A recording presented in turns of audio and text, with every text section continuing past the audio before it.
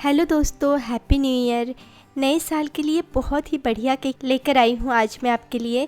Actually ये cake order दिसंबर की थी। 9 दिसंबर को ओजस का बर्थडे होता है ना, तो 8 के नाइट को मैंने उसके लिए स्पंज बेक किया और रात में सोते समय 11 बजे मैंने मैसेज देखा 1.5 किलो का स्क्वायर चॉकलेट केक की ऑर्डर थी। पहली बात तो मैंने ओजस के बर्थडे केक को पहले साइड में रख दिया और दूसरा चैलेंज था, मेरे पास इतना बड़ा स्क्वायर टिन नहीं था। इसके बावजूद चलिए देखते हैं ये 1.5 किलो के केक का ऑर्डर जैसे कस्टमर ने बोला था ठीक वैसे ही मैंने कैसे कंप्लीट किया। ये देखिए, ये एक रेक्टेंगल टिन है मेरे पास। अगर मैं इसी में 1.5 किलो का केक रेक्टेंगल शेप का बना देती ना, तो केक की हाइट बहुत ज़्यादा हो जाती और लुक भी अच्छा नहीं आता। तो मैंने क्या किया ना, मेरे पास एक दूसरा लोफ टिन है, उसे भी यूज़ किया है। देखा जाए तो इन दोनों को मिलाकर ऐसे ये परफेक्ट स्क्वायर नहीं है, फिर भी केक बिल्कुल परफेक्ट स्क्वायर शेप का बना है। बताती हूँ कैसे। अब पहले तो 1.5 किलो के केक के लिए प्रीमिक्स लगेगा 450 ग्राम, या उससे 20-30 ग्राम ज़्यादा ले सकते हो आप। 500 ग्राम लेना चलेगा। तो मैंने पहले एक बाउल में 110 ग्राम प्रीमिक्स निकाल लिया है और अब दूसरे बाउल में ये 340 ग्राम प्रीमिक्स है। टोटल हुआ 450 ग्राम। ओके, प्रीमिक्स से केक बनाना बहुत आसान होता है। इसमें बस थोड़ा सा तेल और थोड़ा सा पानी मिलाकर बैटर बन जाता है, पर थोड़ा सा मतलब कितना ये समझ नहीं आता। तो इजी है, देखिए बस 100 ग्राम प्रीमिक्स के लिए 1 बड़ा चम्मच ऑयल, ये याद रखना। उस हिसाब से 350 ग्राम प्रीमिक्स है, इसलिए मैंने इसमें 3.5 चम्मच ऑयल डाला है और ज़रूरत के हिसाब से पानी डालकर रिबन कंसिस्टेंसी वाला बैटर बनाया है। वैसे ही ये छोटे वाले बाउल का बैटर भी बनाया है मैंने और इसको हम इस लोफ टिन में डालेंगे।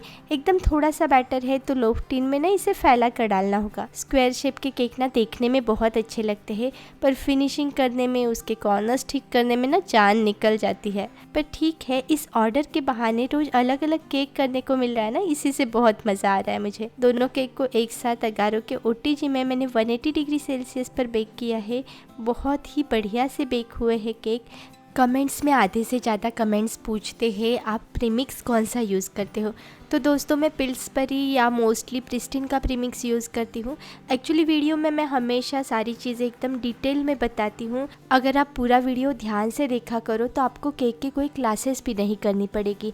इन वीडियोज़ को देखकर ही आप अपना केक का बिजनेस भी कर सकते हो। दोनों को मैंने एक साथ रखा है।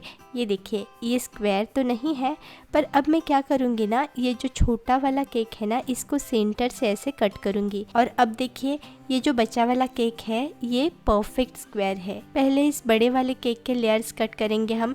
इसको मैंने काटा है 3 लेयर्स में। बहुत ज़्यादा पतली लेयर्स करो ना तो वो क्रीम बहुत ज़्यादा लगती है उसमें, तो नॉर्मली मैं ऐसे केक के 3 ही लेयर्स करती हूँ। और अब ये लोफ टिन वाले केक की हाइट के हिसाब से इसकी 2 लेयर्स की है मैंने। तो 2 टुकड़ों की 2-2 मतलब टोटल 4 लेयर्स बनी है।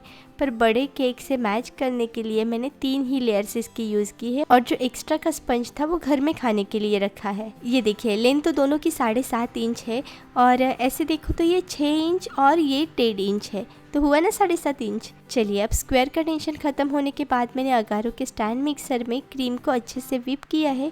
पूरी स्टिफ होने से पहले ही, जब ये थोड़ी सी गाढ़ी हो गई, मैंने इसमें बहुत सारा चॉकलेट गनाश डाला है और ये बढ़िया सी लाइट चॉकलेट क्रीम बनाई है। एक्चुअली केक हम जिन्हें दे रहे हैं ना, वो ओजस के फ्रेंड्स ही है। उन दोनों भाई बहन का बर्थडे और ओजस का बर्थडे सेम दिन पर आता है। और पता है आपको, उन दोनों का बर्थडे सेम डे पर है, पर वो जुड़वा नहीं है। 2-3 साल का अंतर है दोनों में। सही है ना, भाई बहन एक दिन। मैं जब केक सेल करती थी ना, आप सबके बहुत सारे कमेंट्स आते थे कि आप रोज रोज इन केक का क्या करते हो। दोस्तों, मैं ऐसे ही केक बिल्डिंग के फ्रेंड्स को, ओजस के दूसरे फ्रेंड्स को, रिलेटिव्स में बांटती थी। कभी कभी तो ओजस के पापा मजाक में बोलते भी थे, अरे वो रोज रोज तुम्हारे केक खाकर परेशान हो जाएंगे, बोर हो जाएंगे। पर नहीं दोस्तों, जिनको भी मैंने केक खिलाया है सबसे मुझे अच्छे अच्छे कमेंट्स ही मिले हैं, बहुत सारा प्यार मिला है। और बहुत बार तो केक के बदले उनके घर की सब्जी, पराठा और अलग अलग रेसिपीज़ टेस्ट करने में भी मज़ा आता है। इन केक की वजह से काफ़ी सारे लोगों से पहचान हुई है मेरी। हमारे यहाँ का एक छोटा बच्चा तो मुझे केक आंटी ही बोलता है। डोर से जाते जाते स्मेल लेकर अंदाज़ा भी निकालता है आज इनके घर कौन सा केक बन रहा है। बहुत स्वीट है, कभी तो मिलाऊंगी मैं आपको उससे। तो आपने देखा ना कैसे दोनों टुकड़ों को एक एक लेयर में अरेंज करके स्क्वायर केक बना रही हूँ मैं। अंदर बहुत सारी चॉकलेट क्रीम, चॉकलेट गनाश और बहुत सारे चोको चिप्स भी डाल रही हूँ। एक बार मैंने इसका वेट चेक करके देखा है। अभी ये 1300 ग्राम हुआ है, पर अभी तक बस क्रम कोट ही हुआ है केक का, अभी फिनिशिंग तो बाकी है। काफ़ी सारी क्रीम लगेगी फिनिशिंग के लिए, फिर ऊपर से चॉकलेट गनाश आएगा तो 200 ग्राम आसानी से बढ़ ही जाएगा। 200 क्यों, उससे ज़्यादा ही बढ़ेगा, देखना आप। चलो, यहाँ तक का काम तो आसान था, मुश्किल काम तो अब शुरू हुआ है, इसका आइसिंग।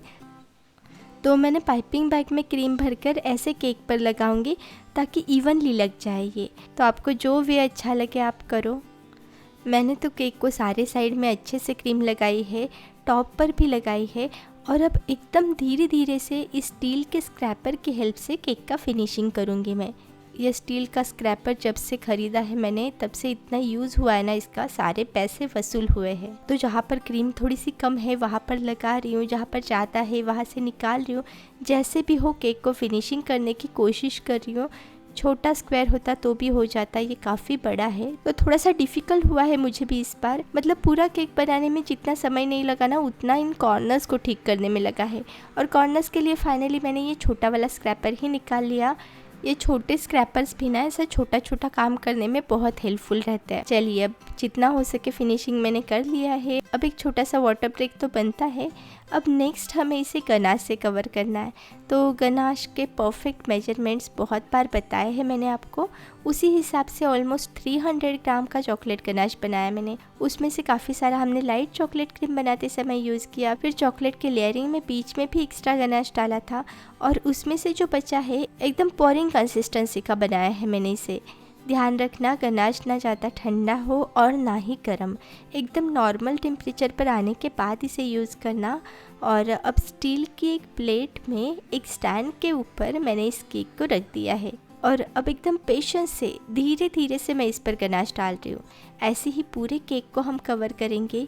दोस्तों, ऐसा केक अगर आप बेकरी में लेने जाओ ना तो बहुत महंगा मिलेगा आपको। मैंने इस 1.5 किलो के केक के 1400 चार्ज किया है, मतलब अराउंड 950 पर केजी रेट से। पर दोस्तों, आप बस इसका रेट ना देखना, इसका लुक, टेस्ट, फ्रेशनेस, इसमें लगे एफर्ट्स सबको अगर जोड़ोगे तो ये कॉस्ट आपको ज़्यादा नहीं लगेगा। और हर एक एरिया में, सिटी में केक के रेट में इतना डिफरेंस आता है ना कि पूछो मत। इसमें लगने वाले इंग्रेडिएंट्स भी एक्चुअली कहीं जगह पर बहुत सस्ते मिलते हैं, कहीं पर बहुत महंगे मिलते हैं। तो होम बेकर्स के लिए वो भी एक चैलेंज रहता है।